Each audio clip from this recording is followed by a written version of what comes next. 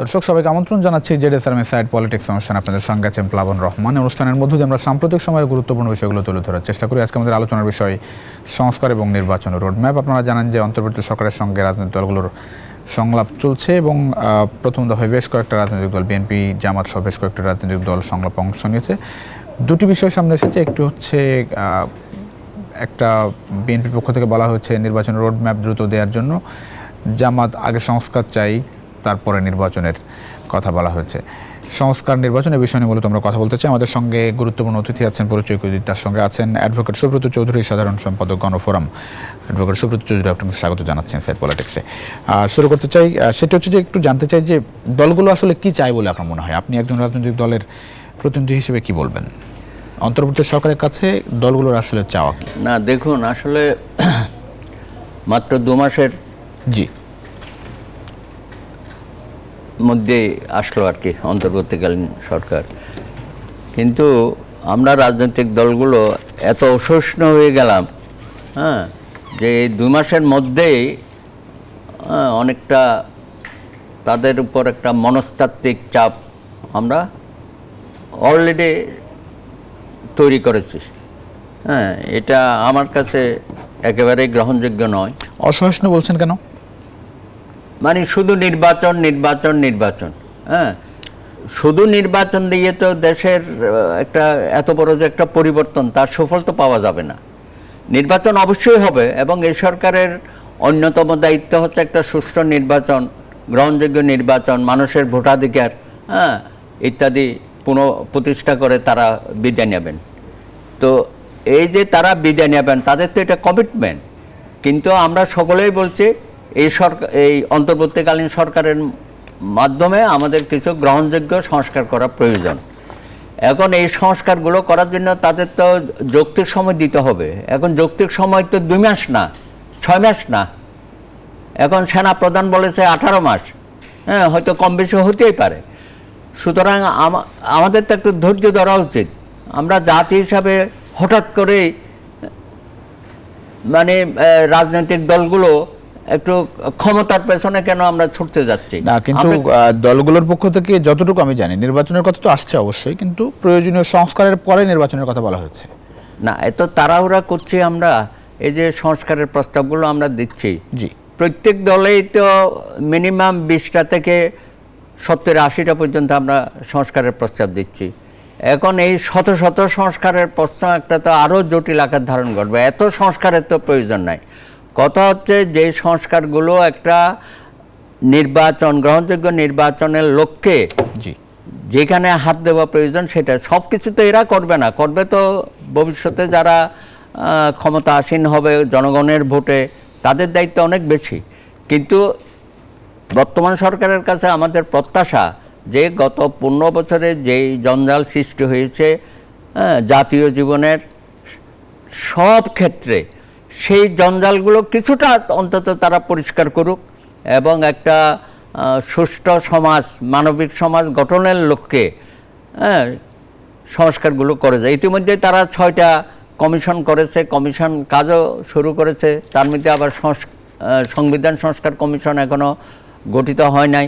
তারপরে আবার গণমাধ্যম কমিশনের একটা প্রশ্ন আছে, ব্যাংকিং আর্থিক খাত কমিশনও আছে। দেখেন, আমার কাছে তো প্রায়োরিটি হচ্ছে দেশের আইনশৃঙ্খলা পরিস্থিতি আর হচ্ছে বাজার নিয়ন্ত্রণ। এর পাশাপাশি যে প্রায় 1000 কানেক আমাদের ছাত্র তরুণ আত্মাহুতি দিয়েছে, সেই পরিবারগুলোকে কিভাবে পুনর্বাসন করা যায়, তাদের পাশে দাঁড়ানো যায়, সেই নামের তালিকাটাও আমরা এখনও করতে পারি নাই। আজকে বোধহয় প্রায় 800টার মতো একটা তালিকা প্রকাশ হয়েছে। 23,000 যারা আহত হয়েছেন এবং এখনও হসপিটালে যারা মৃত্যুশয্যায় আছেন, তাদের ব্যাপারে আমার তো মনে হয় অত্যন্ত গুরুত্ব দিয়ে তাদের চিকিৎসার ব্যবস্থা করা। এই জায়গাটা একটু জানতে চাই, আসলে কি গুরুত্ব পাচ্ছে বলে আপনার মনে হয়? মানে আমার কাছে মনে হচ্ছে এখানে তারা চিকিৎসার কথা বলা হচ্ছে, কিন্তু এখনো হতে পারে না। আপনি দেখছেন স্বাস্থ্য উপদেষ্টা যাকে করা হয়েছে, সেখানেও আমরা দেখছি যে উনি সঠিকভাবে দায়িত্বটা পালন করেন। দরকার হলে ওনাকে পরিবর্তন করা যায়। যারা এই স্বাস্থ্য খাত নিয়ে অভিজ্ঞ এবং এই বিষয়ে একটা শক্ত অবস্থান নিতে পারবে, সেখানে আনা যায়। কিন্তু আমরা গত 2 মাসে সেই বিষয়টা দেখলাম না। আপনি দেখেন এখন তো গণমাধ্যমে আসছে যে মানে কারো খোঁজ খবরও নেওয়া হয়নি এরকম। হ্যাঁ, পরিবারগুলোর পাশে তো আমরা এখন দাঁড়াইতে পারিনি ওইভাবে। হয়তো কিছু কয়েকজনের পরিবারের সাথে হয়তো দেখা সাক্ষাৎ হয়েছে, প্রধান উপদেষ্টা সহ অনেকেই যাচ্ছেন, হ্যাঁ, তবে ঘুরে ফিরে কয়েকটা জায়গায়। সবার পরিবারগুলোকে আমরা এখনো সংশ্লিষ্ট করতে পারি নাই। তাদের সাহায্যের জন্য ফাউন্ডেশন করা হয়েছে। তারপরে ধরেন 105 জন শিশু হত্যা করা হয়েছে, সেই পরিবারগুলোর সাথে আমাদের যোগাযোগ রাখতে হবে। এবং চক্ষু যাদের নষ্ট হয়েছে প্রায় 400 জন, সেই চক্ষুর ব্যাপারে অনেকে হয়তো 2 চোখেই নষ্ট হয়েছে, কারো 1 চোখ নষ্ট হয়েছে, তাদেরকে আরও উচ্চ চিকিৎসার জন্য কিভাবে ব্যবস্থা করে। ইতিমধ্যে চাইনিজ টিম একটা আসছে। আমার মনে হয় আমরা মুক্তিযুদ্ধের পরে 1971 সনে আহত মুক্তিযোদ্ধাদের চিকিৎসার জন্য বিভিন্ন দেশে পাঠানো হয়েছিল, রাশিয়া, ভারত এবং জার্মানি। তারা প্রচুর পরিমাণে সাহায্য সহযোগিতা করেছিল এবং এখান থেকে তারা গিয়ে সেখানে সুচিকিৎসা নিয়ে অনেকেই ফিরে আসছেন। সেই কাজটা এখন আমরা শুরু করতে পারিনি। এটা অত্যন্ত দুর্ভাগ্যজনক। আমি সরকারের প্রায়োরিটির কথা বলেছি, বাজার ব্যবস্থা, তারপরে আইনশৃঙ্খলা পরিস্থিতি এবং আহত নিহত এদের ব্যাপারে একটা অত্যন্ত তড়িৎ গতিতে সিদ্ধান্তগুলো নিতে হবে, যেটা দৃশ্যমান হবে। একটা বিষয় বলছিলেন যে রাজনৈতিক দলগুলোর মানে নির্বাচনের জন্য একটা চাপ সৃষ্টি করছে। আপনার কি মনে হয় যে অন্তর্বর্তী সরকারের পক্ষ থেকেও একটা রোডম্যাপের মধ্যে দিয়ে দেওয়া উচিত ছিল, যে তারা আসলে কত সময় থাকবে? একটা মানে না, সেটা তো দেবে না, বলে না। তারা বলছে যে আমাদেরকে কিছু সংস্কার, আপনারা আগেই প্রথমে বলতেন যে সংস্কার করতে হবে, রাষ্ট্র মেরামতের কথা বলতে হবে। আমাদের তরুণ ছাত্র সমাজ যারা আত্মাহুতি দিয়েছে, এবং যারা নেতৃত্বে ছিল, তারাও বলেছে যে আমরা ফ্যাসিস্ট সরকারের পতন হয়েছে, কিন্তু রাষ্ট্র মেরামতের কাজটা আমরা এখনো শুরু করতে পারিনি। এবং এই সরকারের কাছে এটাও একটা আশার দিক হচ্ছে যে তারাও কমিটেড যে রাষ্ট্র সংস্কারে তারা হাত দেবে। তো সেই জায়গায় আমার কথা হচ্ছে যে নির্বাচন অবশ্যই হবে। এটা নিয়ে কেন আমরা এটাকে বারবার জাতীয় এজেন্ডার মধ্যে এটা বারবার নিয়ে আসছে? এটা অবশ্যই হবে, আমি তো অস্বীকার করছি না যে আমাদের নির্বাচনের দরকার নেই, নির্বাচন হবে। আরে ভাই, একটা তো ভোটার তালিকা প্রণয়ন করা তো একটা বড় কাজ, সেটা করতে হবে। তারপরে ধরেন ডিলিমিটেশন, নির্বাচন কমিশন পুনর্গঠন এখনো করা সম্ভব হয় না, সেগুলো করতে হবে। এবং নির্বাচন সংস্কার কমিশন তারা কতদূর কী করে সেটাও আমরা অপেক্ষায় আছি। তারপরে নির্বাচন কমিশন পুনর্গঠনের ব্যাপারে আগে যে একটা সার্চ কমিটি ছিল, সেই সার্চ কমিটি ইতিমধ্যে বলা হয়েছে এই কমিটির আর দরকার নাই। বিএনপি থেকে বলা হয়েছে যে রাজনৈতিক দলগুলোর থেকে আপনারা প্রস্তাব নেন, সেই প্রস্তাবের ভিত্তিতে গ্রহণযোগ্য লোকজন দিয়ে আপনি নির্বাচন কমিশন আরও অনেক কিছু পুনর্গঠন করার দরকার আছে। শিক্ষা ব্যবস্থা দেখেন কি একটা অরাজকতার মধ্যেই আমরা আছি, সেখানে পর্যন্ত এখন আমরা সব ভিসিগুলো নিয়োগ দিতে পারিনি। আজকে শিক্ষা উপদেষ্টা বলছে যে ভিসি হওয়ার জন্য 500 লোক নাকি যোগাযোগ করেছে, অথচ ভালো শিক্ষকতা করা, ছাত্রদের পাশে থাকা, এই ধরনের মানবিক শিক্ষক পাচ্ছি না, কিন্তু ভিসি হওয়ার জন্য প্রচুর পরিমাণে নাকি লোক লাইন দিয়ে বসে আছে। সুতরাং সব জায়গায় এই ধরনের কর্মকাণ্ডগুলো হচ্ছে, একটা সারা দেশে একটা অরাজকতা পরিস্থিতি সৃষ্টি হয়েছে। আমার মনে হয় সরকারকে এত চাপাচাপি না করে তাদেরকে একটু সময় দেওয়া, তাদের বোঝা। আচ্ছা, আপনিও বলেছিলেন যে সংলাপের কথা। আচ্ছা, সংলাপ কতক্ষণ হচ্ছে? 30 মিনিট থেকে 45 মিনিট। তো 30-45 মিনিটের মধ্যে আমাদের এই সংলাপগুলোকে আসলে আমি তো বুঝি না যে এখানে এই ধরনের সংলাপগুলো অর্থবহ হবে কিনা।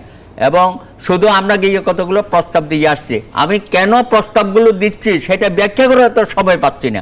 এটা হচ্ছে কি, আমরা যাচ্ছি 10-12 জন করে এক এক গ্রুপে, ওখান থেকে বেরিয়ে একটা মিডিয়ার সামনে কথা বলছি, বাস এই পর্যন্তই। কিন্তু এই ধরনের সংলাপে আমার মনে হয় না খুব বেশি আমরা সুফল পাব। আমরা আরও একটু সময় দিই। রাজনৈতিক দলের দায়িত্ব হচ্ছে এই সরকারকে সহযোগিতা, যদিও আমরা সবাই বলছি এই সরকারকে ব্যর্থ হতে দেওয়া যাবে না। তো এই সরকারকে যদি ব্যর্থ হতে দেওয়া না হয়, তাহলে সরকারের বিভিন্ন কার্যক্রমে আমরা সহযোগিতা না করে যদি সবাই ঢালাওভাবে সমালোচনা শুরু করি, তাহলে তো এই সরকার আসলে কাজ আজকে দেখেন তারা আজকে বাজার সমন্বয় কমিটি একটা করেছে, বাজার মনিটরিং করা। তারপরে দেখলাম শেয়ার বাজার একটা আগোচল অবস্থা, এবং শেয়ার বাজার থেকে এখনো টাকা নাকি লুট হয়ে যাচ্ছে। সেই শেয়ার বাজারকে মনিটরিং করার জন্য আজকে তো এরা কাজটা করবে কখন? আপনি তারা সময় না দিলে, হ্যাঁ, তারা আমরা বলছি যে মেধা সম্পন্ন লোকগুলো এখন উপদেষ্টাতে আছে, এবং তারা কেউ রাজনৈতিক সাথে সম্পৃক্ত ছিল না, এবং দেশ পরিচালনারও তেমন কোনো অভিজ্ঞতা নাই। সুতরাং তাদেরকে একটু সময় দিয়ে বিভিন্ন সেক্টরে আমরা সহযোগিতা করি। সময়ের কথা তো সবাই বলছে, আপনি জানেন যে বিএনপিও বলেছে যে মানে যতটুকু প্রয়োজন সংস্কার করে নির্বাচন করার জন্য সেই সময় তাদেরকে দেওয়া হবে। জামাতের পক্ষ থেকে সংস্কারকেই প্রাধান্য দেওয়া হয়েছে। আরও যারা রাজনৈতিক দল গেছিল, মাহমুদুর রহমান মান্না ভাই আসবেন কিছুক্ষণের মধ্যে আমাদের সঙ্গে যোগ দেবেন, তিনিও তো সংলাপে গিয়েছিলেন, তিনিও বলেছেন যে সংস্কারকে বেশি গুরুত্ব দেওয়া হচ্ছে। বিষয়টা হচ্ছে বাংলাদেশের মানুষের চরিত্র তো আপনি খুব ভালো করে জানেন, মানে বিষয়টা হচ্ছে যে আমরা কি খুব বেশি অস্থির হয়ে যাই অল্প কিছুতেই। এখন যে আইন শৃঙ্খলা পরিস্থিতি আপনি দেখছেন, তা থেকে আপনি আসলে সন্তুষ্ট? সরকার আসলে সেই জায়গাটায় কতটা মানে পদক্ষেপ নিতে পারছে বলে আপনার মনে হয়? বিশেষ করে পুলিশ প্রশাসন শুরু থেকে যে পুলিশ প্রশাসনের মধ্যে যে অসন্তুষ্ট ছিল সেগুলো তারা মোটামুটি রিপেয়ার করার চেষ্টা করেছে, এবং আমাদের র্যাবের সদস্যরাও তারা দেখছে মাঠে ময়দানে কাজ করছে। সবচেয়ে বড় কথা হচ্ছে যৌথ বাহিনী মাঠে আছে, এবং সেনাবাহিনীর সদস্যরা তারা অত্যন্ত আন্তরিক। তারা আইনশৃঙ্খলা বাহিনীর অন্যান্য সদস্যদের নিয়ে তারাও কিন্তু একটা নেতৃত্ব দিচ্ছে, এবং অবশ্যই সপ্তাহখানেকের মধ্যে এটা আরও তারা গুছিয়ে ফেলতে পারবে। আজকে আইজিপির সাথেও কথা হয়েছে, দুর্গা মণ্ডপে গেছিল ঢাকেশ্বরীতে, আমিও ছিলাম। গতকাল সেনা প্রধানও গিয়েছিলেন, তাদের সাথে 1-to-1 কথা হয়েছে। আমরা আশাবাদী যে খুব দ্রুততম সময়ে আইনশৃঙ্খলার পরিস্থিতি উন্নতি হবে, এবং সেই জায়গায় মানুষের রাস্তা ফিরে আসবে। আমার এখনো যে বিভিন্ন জায়গায় অস্থিরতা আমরা দেখছি, পোশাক খাতের কথা বলি, বান্দরবানে একটা অস্থিরতা গেল, এগুলার মানে কারণ কি বলে মনে হয় মোটা দাগে যদি একটু? না, সেটা তো একটা গুরুত্ব আছে যে এই সরকারকে যাতে ব্যর্থ হয় সেটা আছে, এবং পতিত সরকারের দোসররা বিভিন্ন জায়গায় এখনো বসে আছে, এবং তারা তো চেষ্টা করবেই। এবং আপনি যেটা বললেন পোশাক খাত নিয়ে তো দীর্ঘ সময় ধরে এখানে নানা রকম ষড়যন্ত্র হচ্ছে, এবং আমাদের শ্রমিক ভাইয়েরা তাদের অনেকগুলো ন্যায্য দাবি আছে, যেগুলো এই পোশাক শিল্পের মালিকরা তারা রাষ্ট্র থেকে সুযোগ সুবিধা নেয়। কোভিডের সময় তারা তো হাজার হাজার কোটি টাকা সরকারি অনুদান পেয়েছে, এবং ব্যাংক খাত থেকেও তারা প্রচুর সুযোগ সুবিধা পায়, কিন্তু আমাদের শ্রমিক ভাইদের প্রতি তাদের খুব একটা সুনজর আমরা দেখি না। তাদের বেতন ভাতা থেকে শুরু করে তাদের স্বাস্থ্য এবং তাদের বাসস্থান এবং তাদের ওখানে যে আহারের ব্যবস্থা করা হয়, হ্যাঁ, সেই আহারের ব্যাপারেও তাদের মধ্যে অনেক ধরনের আমরা দেখি দৈন্যতা। সুতরাং এইসব ব্যাপারে আরো আন্তরিক হলে পরে আমার মনে হয় এই খাতটা থেকে তো এমনিই আমরা সুফল পাচ্ছি। বিশ্বের প্রতিযোগিতার বাজারে এখন ভিয়েতনাম ধরেন আমাদের চেয়ে একটু এগিয়ে গেছে, হ্যাঁ, ভারতও এগিয়ে থাকতেছে। তাহলে ভারতও অনেক সময় আমাদের প্রতিবেশী রাষ্ট্র হিসেবে চাইবে যে আমাদের চেয়ে যেন তারা ভালো করে, আর আমরা চাইব ভারতের চেয়েও যেন আমরা বেশি ভালো করি। সেই প্রতিযোগিতায় যাওয়ার ক্ষেত্রে এখানে নানা রকম ষড়যন্ত্র হয়। রিসেন্ট ষড়যন্ত্রের মধ্যে আমরা কিছু দেখেছি যে এমন কিছু এই শিল্পের মালিকরা আছে যারা আওয়ামী লীগের সাথে অত্যন্ত ঘনিষ্ঠ এবং অত্যন্ত সুযোগ সুবিধা তারা পেয়েছে, এবং তারা কিছুটা এখানে উস্কানিমূলক কর্মকাণ্ড করেছে। অনেক ধন্যবাদ। বিরতি নিয়ে ফিরছি। দর্শক, জেডএসআরএম ইনসাইড পলিটিক্সে ছোট্ট বিরতির সময় হচ্ছে, ফিরছি কিছুক্ষণের মধ্যেই, আশা করি সঙ্গে পাচ্ছি আপনাদের বিরতির পর।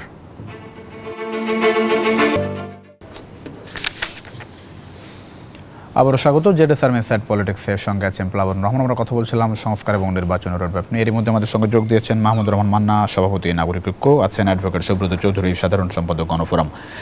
মাহমুদুর রহমান মান্না, স্বাগত জানাচ্ছি আপনাকে ইনসাইড পলিটিক্স। তো সংলাপে গিয়েছিলেন, একটু জানতে চাই আসলে একদিক থেকে সংস্কারের কথা, আবার নির্বাচনেও গুরুত্ব, কোনটা বেশি জরুরি বলে মনে হয়? হ্যাঁ, একটা আর একটা পরিপূরক, এই দুটোকে না প্রতিস্থাপন করা ঠিক হবে না। যেমন ধরে আমরা একটা ভালো নির্বাচন চাই, গ্রহণযোগ্য নির্বাচন, এবং সেই নির্বাচনের মধ্যে দিয়ে মানে গণতন্ত্রের ঘরে পৌঁছাবার সিঁড়িটা তৈরি করতে চাই।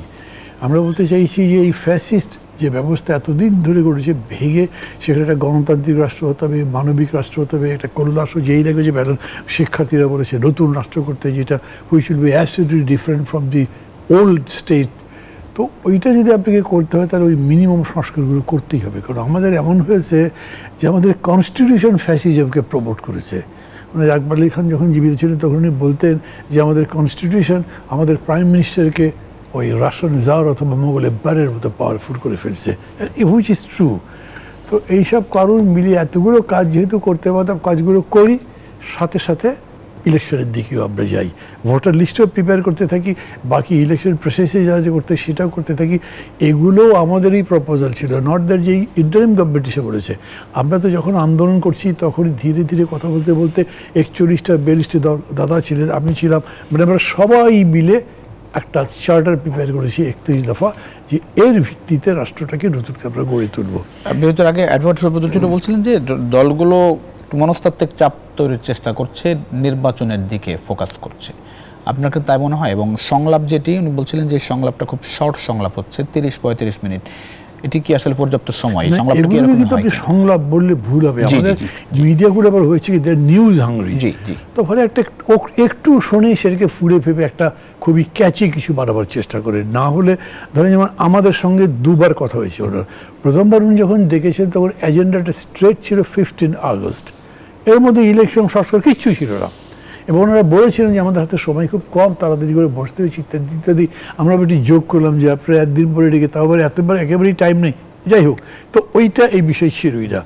পরের বার এইবার যেটা ডাকলে, এই ডাকাটার মধ্যে যদিও সংস্কার বড় ছিল, তো খেয়াল করতে বেশ 3টা এজেন্ডা তারা বলেছেন। প্রথম যখন ডক্টর ইউনূস এসেছেন তখন he was so naive and nice, আমি এক কথাই বলবো, জাস্ট একদিন ইনফর্মালি কথাটা শুরু করে, দেখেন আমার তো আজকে 2 মাস পূরণ হলো, কেমন করলাম 2 মাসে, আপনাদের কেমন লেগেছে, ভালো মন্দ সব কিছু কথাবার্তা আপনাদের কাছে শুনতে চাই বলে উনি ওই যে আরিফ সাহেব ছিলেন, তারপরে শুভ্র সাহেব ছিলেন, মাহফুজ উনি ছিলেন, ওদেরকে বললেন যে তোমরা আর কিছু বললে বলো। তখন শুভ্র বলল যে আরও 3টে বিষয় আমি একটু বলতে চাই, আপনাদের একটু আলাপ করতে হবে। সামনে যে পূজা, এটা নির্বিঘ্ন হয় আপনি সেটা বলবেন, তারপর লেবার আন্ডারস্ট হচ্ছে পার্টিকুলার গার্মেন্টসের সেটা বলবেন, আর সংস্কার নিয়ে আপনারা বলবেন। তো অল টুগেদার টাইম কত? আমরা গণতন্ত্র মঞ্চ মানে 6টা party, all together time ½ an hour to 1 hour. তো এইটা তো আসলে ইয়ে হয় না, কিন্তু এইটা নিয়ে আমরা কোনো ইয়ে দেখাইনি, কারণ তারা আবার বললেন যে আপনারা এটাকে একটা শুরু মনে করেন, আমরা এই ডিসকোর্সটা চালু রাখবো, রেগুলার করব, ফর্মাল ইন্টারভিউ সব রকমভাবেই করবো। এইসব অ্যাপ্রোচেও তারা খুবই চমৎকার ছিলেন, যদিও পরবর্তী কী হবে তা আমি জানি না। তো সেই হিসেবে আমি মনে করি যে এটাকে আপনি একটা বিগিনিং বলতে পারেন। কিন্তু আমরা সবাই বলেছি যে আমরা সংস্কারের ডিটেল প্রস্তাব তো এখানে দিচ্ছি না, বিকজ সংস্কারটা এতই বড় একটা জিনিস, পুরো দেশটা বদলে ফেলবেন আপনি, রাষ্ট্র বদলাবেন, তার কনস্টিটিউশন বদলাবেন, কনস্টিটিউশনিক অ্যামেন্ডমেন্ট করবেন, তার বিধান বাড়বে, সবচেয়ে বড় কথা মানুষের বনন বদলাবেন, কালচার বদলাবেন। তো এত বড় একটা লড়াই, এটা তো সময় নিয়েই করতে হবে। এটা কি একটা বড় চাপ কিনা অন্তর্বর্তী সরকারের জন্য, যত সংস্কারের কথা বলা হচ্ছে? না, চাপ নয়। কেন? ধরেন আমরা যেমন আমরাই প্রস্তাব দিয়েছি, সুনির্দিষ্ট কিছু হলে ভালো। আমি বলছি যে আছে তো বিরাট ভিশন, কিন্তু আপনি সবার সাথে তো করতে পারবেন না, আর আপনি সব করতে পারবেন না। এই মুহূর্তে সবার সাথে কথা বলে ন্যাশনাল কনসেনসাস ডেভেলপ করেন, যতখানি হলো ততখানি আপনি করে যান, আর বাকিগুলো leave it for the next parliament বলে, নেক্সট গভর্নমেন্ট, তারা করবে ধীরে ধীরে, তারা কমিট করবে যে আমরা এগুলো করবো। আর তাছাড়া আপনি একলা তো করতে পারবেন। ডক্টর ইউনূস এইখানে কিন্তু আমি যখন বললাম যে স্যার কোনোভাবেই করিস আপনি চাপিয়ে দিতে পারবেন না, আপনি যা দেখবেন সবার মধ্যে দিয়ে কমন আসে সেটা করে যাবেন। আপনার এত বড় প্রেস্টিজিয়াস একটা পজিশন ওয়ার্ল্ড ওয়াইড আছে, আপনি ক্ষমতা টিকে থাকবেন এরকম যদি কোনো মেসেজ মানুষের কাছে যায়, ইউ লুজ ইউর এভরিথিং। এই একইভাবে আপনি যদি এরকম মনে করেন যে না এটাই আমি করবো, তাইলেও মানুষ মনে করবে ইউর অটোক্র্যাট, এই কোনোটাতে যাওয়া যাবে। বলছে তোমার কি মাথা খারাপ, আমি করবো কেন? তা আমি তো তোমাদের সবাইকে নিয়েই করতে চাই, বলে দেখেন আপনারা আমরা আলাদা করে দেখবেন না, আপনারা যে আমরা তো আপনারা যেটা চাচ্ছেন আমরাও সেটা চাচ্ছি, হয়তো চাওয়ার সময় কোনো ডিফারেন্স হয়ে যাচ্ছে, বোঝাতে একটু ডিফারেন্স হয়ে যাচ্ছে, কিন্তু আমরা একই জায়গায় পৌঁছাতে চাই। That was a very good approach. আবার আমি বলি যে ঠিক এইরকম করেই উনি বাস্তবে তো করতে পারছেন কিনা ওই আলোচনায় ভিন্ন, কিন্তু অ্যাপ্রোচ ওয়াজ গুড। এবং উনি এই ভিত্তিতে, এবং যেমনই বললাম যে আপনাদের প্রথম দিকে অ্যাটিচিউডটা মনে হয় যে আপনারা যে কমিশনগুলো করেছে সেই কমিশন একটা প্রপোজাল প্রিপেয়ার করে আমাদের কাছে দেবে, এই অ্যাটিচিউড তো ঠিক না। আমরা কীরকম ভাবি, আমাদের সাথে কথা বলে যৌথভাবে প্রপোজালটা তৈরি হোক, ওটা আমরা তাই করতে যাচ্ছি। ওটা প্রথম আমাদের ভুল ছিল, ওর উপর আমরা করতে চাই। উনি পত্রপত্রিকায় লিখেছে, যাই হোক আমরা সবার সাথে কথা বলে এটা প্রিপেয়ার করতে যে এগেইন আমরা কথা বলবো এবং তারপরে কমপ্লিট যখন হবে তখন আমরা দেশের কাছে বুঝে এর ভিত্তিতে নির্বাচন হচ্ছে। অনেক ধন্যবাদ অ্যাডভোকেট সুব্রত চৌধুরী। কতটা আন্তরিক মনে হয়? না, সরকার তো খুবই আন্তরিক। আমরা খামাকে কেন তাদেরকে বিতর্কিত করতেছি? আমি তো আগেই বলেছি ক্যাপাবিলিটি নিয়ে প্রশ্ন তুলছে এর মধ্যে। না, এগুলো খামাকায় আর কি। আমরা একটা দর কষাকষির মধ্যে চলে যাচ্ছি। এখানে দর কষাকষির কোনো জায়গা নাই। হ্যাঁ, ওনারা যথাসময়ে নির্বাচন দেবে, একটা সুষ্ঠু নির্বাচন, গ্রহণযোগ্য নির্বাচন। সেই নির্বাচনে সব রাজনৈতিক দল অংশগ্রহণ করবে এবং সে লক্ষ্যে কিন্তু তারা কাজ করতেছে। কিন্তু তার মধ্যে যে একটা ভঙ্গুর অবস্থার মধ্যে আমরা পড়ে গেছি, সেই ভঙ্গুর জায়গাটা তো কিছু মেরামত বিচার বিভাগে এখনো হাত দিতে পারে নাই। একমাত্র আপিল বিভাগে কিছুটা সংস্কার হয়েছে, নিম্ন আদালত থেকে শুরু করে হাইকোর্ট বিভাগ এখন কি অবস্থার মধ্যে পড়ে গেছে। তারপরেও কতগুলো কমিশন আছে, সেখানেও আপনার অনাস্থা আছে, সেগুলোকে সঠিক জায়গায় নিয়ে আসা। প্রশাসনের মধ্যে যে ধরনের একটা অসহিষ্ণুতা আমরা দেখলাম এবং সেখানে যে কী ধরনের পদপদায়ন নিয়ে টাকা পয়সা লেনদেন হয়, এটা তো ভয়াবহ অবস্থা।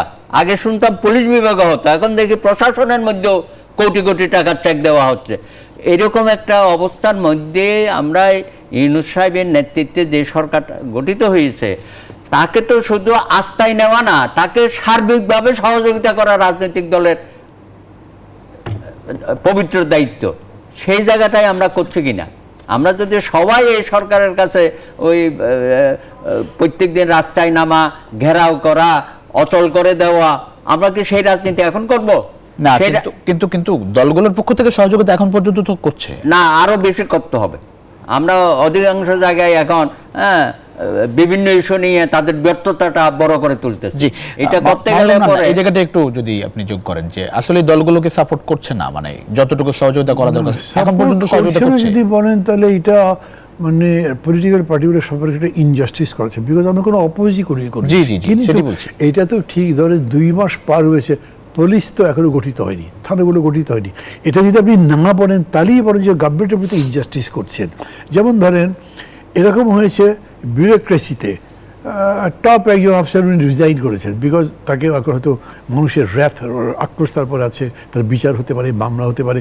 তো উনি যখন চলে এসেছেন সেই জায়গায় কাউকে বসাবেন, এক্সের বদলে ওয়াইকে যে বসালেন, ডাউন দ্য লাইন ওয়াই হয়তো মেবি ওয়ার্স দ্যান ওয়াই। তো এখন কি করবেন আপনি এক্স বাদ দিয়ে ওয়াই বাদ দিয়ে জেডকে নিয়ে আসবেন, কীরকম করে আনবেন?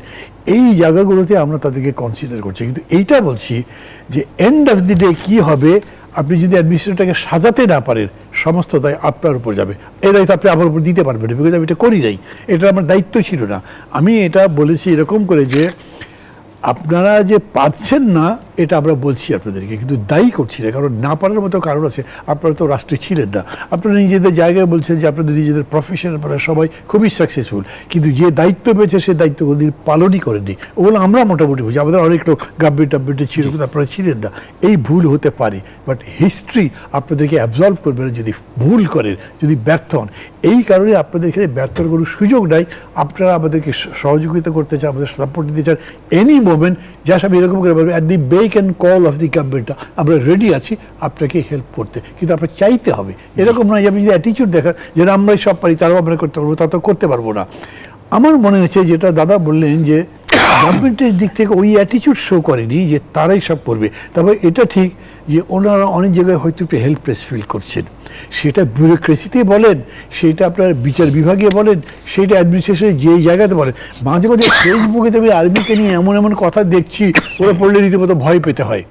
তো সব জায়গাতেই এই জিনিসটা থাকতে পারে। আর একটা জিনিস দেখেছি, আমি জানি না, আজকে প্রথম আলোতে ডক্টর ইউনূসের একটা সাক্ষাৎকার ছাপা হয়েছে, আমি ডিটেল পড়লাম। হি ইজ সো কম্পোজড, এতগুলো প্রশ্ন থেকে করা হচ্ছে যে ওরা তাকে বিব্রত করতে পারে, উনি কোনো বিব্রত হচ্ছেন। উনি বলছেন যে এগুলো সবই আমরা অ্যাড্রেস করবো, অধৈর্য হবো কেন, আমরা ধীরে ধীরে কাজগুলো আমাদেরকে করতে হবে, এটা আমরা জানি। That is the approach. আমি মনে করি সেটা আপনি ভালোই করছেন। একটা বিরতি নিয়ে ফিরছি, আপনাদের দর্শক বিরতির সময় হচ্ছে, ফিরছি কিছুক্ষণের মধ্যে, আশা করি সঙ্গে পাচ্ছি আপনাদের বিরতির পর।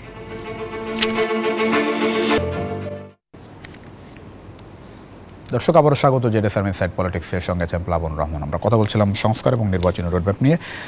মাহমুদুর রহমান মান্না, দলগুলো আসলে কি চাই, মোটা দাগে যদি যে দলগুলো গেল ওইখানে, ধরেন এটি নিয়েও তো মানে সংস্কারের দিকে গুরুত্ব বেশি এক পক্ষের, নির্বাচনের দিকে গুরুত্ব বেশি এক পক্ষের, মোটা দাগে দলগুলোর চাওয়া আসলে কি? মানে প্রথমত ধরেন 40টা দল যদি তার মানে 40টা মত আছে, এটা আপনাকে ধরে নিতে হবে, হয়তো তার এক পার্টি হতে পারতো। মানে দুটো পার্টি যদি সম্পূর্ণ একই কথা বলে তার আলাদা পার্টি থাকে কি? থাকে না তো। অতএব ভিন্ন ভিন্ন মত আছে। যেরকম 17টা দলের সাথে যে সরকার বসছিল, চিফ অ্যাডভাইজার বসলেন, ওদের গিয়ে আমি পত্রিকা পড়লাম মোট 2000 প্রস্তাব দিয়েছে। তাহলে 2000 প্রস্তাবের মধ্যে মিল হতে তো পারে না। আর এই দেশে এখন কি হয়েছে, এমন এমন কথাবার্তা বলা হচ্ছে সেগুলো খুব অদ্ভুত লাগে আমার কাছে। যেমন হিজাব পরতে বাধ্য করার আইন করা হবে। ডেমোক্রেসি কিন্তু বাধ্যবাধকতার কথা বলে। Democracy is always persuasion, democracy is always rule of majority. Majority মানে এখন আপনি কি পরিবর্তন মানবেন না? গণতন্ত্র কোনো জায়গায় স্ট্যাটিক থাকতে পারে না, খুব পণ্ডুক একটা জায়গায় আটকে থাকবেন সেরকম নয়। আপনার জ্ঞানের যে বিস্তার হচ্ছে সেই জ্ঞানের বিস্তারের সঙ্গে আপনি পরিচিত হবেন।